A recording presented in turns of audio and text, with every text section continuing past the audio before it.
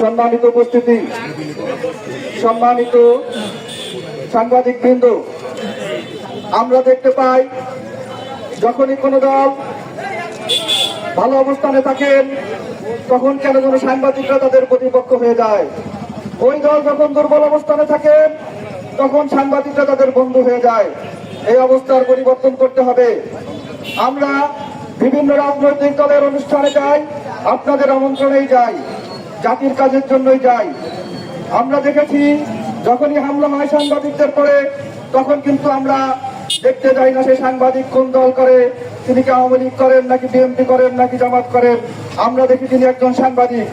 যখনই কোনো সাংবাদিকের পরে হামলা হবে সেটা বাংলাদেশের যে প্রান্তেই হোক, লড়াইয়ের সাংবাদিক সমাজ কিন্তু গর্জে উঠবে। আমরা কিন্তু রাস্তায় নেমে আসবো।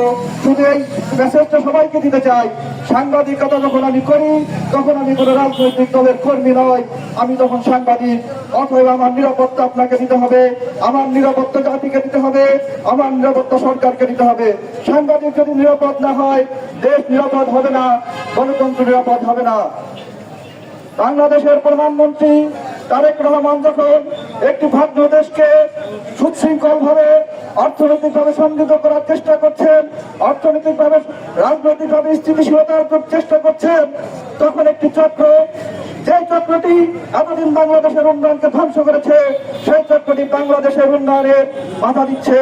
আমরা দেখতে পাই আমাদের প্রধানমন্ত্রী যখন রাত দিন প্রায় 18 ঘন্টা কাজ করছেন তখন এই উন্নয়নের ধারাকে ব্যাহত করার জন্য কারা কাজ করছেন আমরা জানি।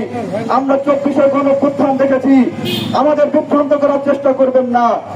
সাংবাদিক নির্যাতন সেটি ঢাকায় হোক, সেটি নড়াইলে হোক, সেটি বগুড়ায় হোক, আমরা প্রত্যেকটি ঘটনার তীব্র নিন্দা জানাই। সম্মানিত উপস্থিতি, আমি একটি কথা বলতে চাই। জামাত ইসলামের গতকালকের প্রোগ্রামে আমাদের সাংবাদিক এক ভাইকে নির্যাতন করা হয়েছে। আমরা বিভিন্ন সময় দেখেছি জামাতের রাজনৈতিক প্রোগ্রামে যখন আমরা গিয়েছি সেখানে আমরা কিন্তু সহযোগিতা পেয়েছি। আজকে জামাতের কেন এই পরিবর্তন হলো?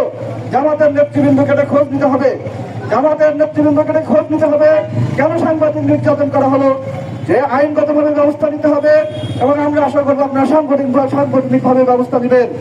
আমরা চাই রাজনৈতিক কোনো প্রতিপক্ষ আমরা না, কোনো দলের প্রতিপক্ষ আমরা না। আমরা এই ঘটনার সুষ্ঠু তদন্ত এবং বিচার দাবি করছি।